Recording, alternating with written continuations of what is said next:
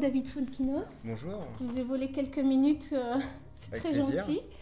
Alors, pouvez-vous un petit peu parler de vous? Qui êtes-vous? En quelques minutes.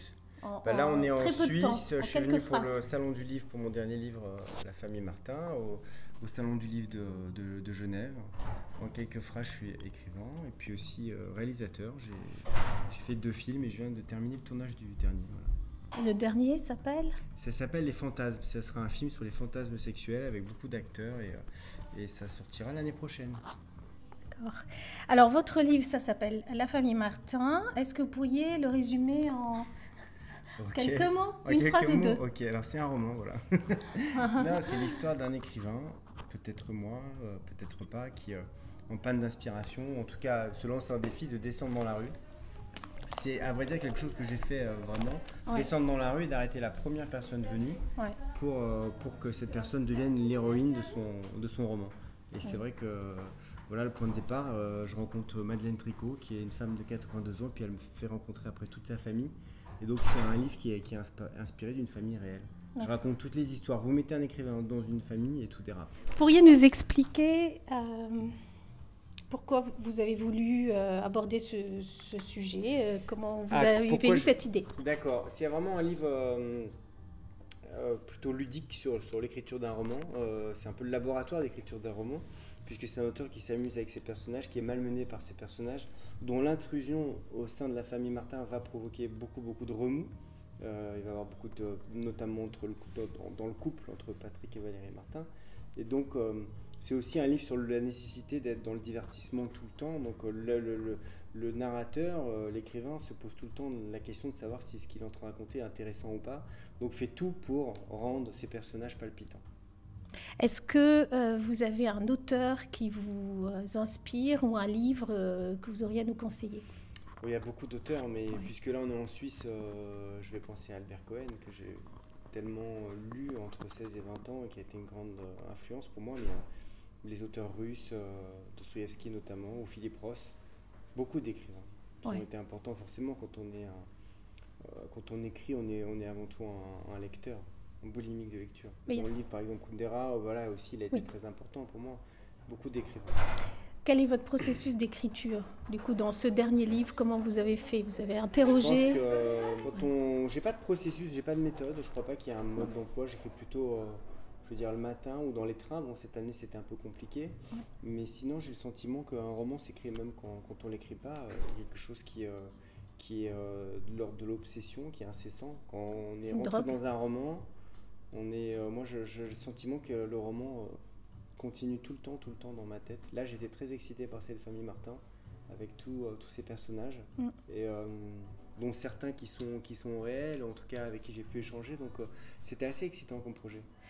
Et le confinement a changé quelque chose ou Le confinement, non, c'est un livre que j'ai fini avant le confinement. Ouais. Et pendant après, le confinement, vous avez pu faire. Non, moi j'étais avec ma fille de 5 ans, donc à Paris, sans balcon, donc ça a été assez sport. Ok. Comment la littérature est entrée dans votre vie? La littérature est entrée dans ma vie à l'âge de 16 ans. Moi, je n'étais pas du tout issu d'un milieu culturel. J'étais très gravement malade, j'étais opéré du cœur. J'ai passé des mois à l'hôpital et c'est vrai qu'à ce moment-là, je me suis mis à lire, à écrire, à aimer la musique, la peinture. Ça a développé une grande sensibilité, enfin une sensibilité, dirons-nous. C'est vrai que tous les gens qui ont été gravement malades ont cette énergie comme ça de la sensibilité. Et en tout cas, on va vers ce qui nous touche, vers la beauté, vers l'essentiel. Et c'est là que j'ai commencé à écrire. Qui est votre premier lecteur? Est-ce qu'il y a un lecteur en particulier? Il y en a plusieurs? Oui, il y a ma compagne, il y a mon éditeur, il y a certains de mes amis, il y a mon frère, il y a Florian Zeller. Voilà, Florian Zeller. Voilà. Okay. Quelques amis proches. Voilà. Est-ce que vous pourriez nous lire un petit extrait? Alors, je vais lire juste le tout début du livre. Oui, je pose le micro là. Alors, j'avais du mal à écrire, je tournais en rond. Pendant des années, j'avais imaginé de nombreuses histoires, ne puisant que rarement dans la réalité. Je travaillais alors sur un roman autour des ateliers d'écriture. L'intrigue se déroulait lors d'un week-end consacré aux mots. Mais les mots, je ne les avais pas. Mes personnages m'intéressaient si peu, me procuraient un vertige d'ennui. J'ai pensé que n'importe quel récit réel aurait plus d'intérêt, n'importe quelle existence qu'il ne soit pas de la fiction. Fréquemment, lors de séances de dédicaces, des lecteurs venaient me voir pour me dire « vous devriez raconter ma vie, elle est incroyable. C'était sûrement vrai. Je pouvais descendre dans la rue, arrêter la première personne venue, lui demander de m'offrir quelques éléments biographiques, et j'étais à peu près certain que cela me motiverait davantage qu'une nouvelle invention. C'est ainsi que les choses ont commencé. Je me suis vraiment dit, tu descends dans la rue, tu abordes la première personne que tu vois, et elle sera le sujet de ton livre.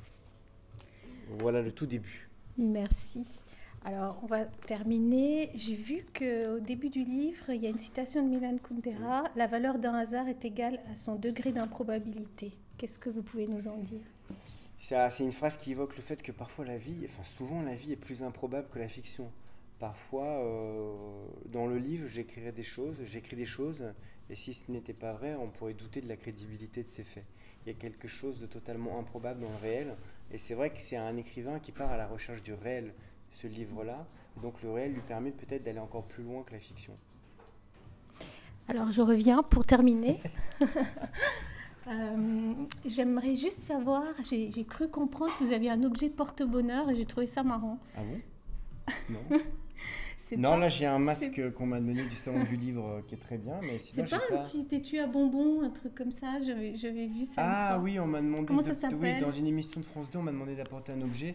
C'était les bonbons Pèse, et c'est vrai que le Pèse, ça a été très important pour moi parce que il y a un grand moment de bascule dans ma vie littéraire, c'est la publication de La Délicatesse. Oui. Mon 8e roman qui a été un succès, puis après le film avec Audrey Tautou et François Damiens. Oui. Et là, dans ce film et le livre, il y a les Pèse, les bonbons qui sont importants. Voilà. Donc voilà, bonsoir. Merci beaucoup. Merci à vous. J'espère à bientôt. À bientôt, avec grand plaisir. Hein. Au revoir. Bonne soirée, au revoir. Bonne soirée.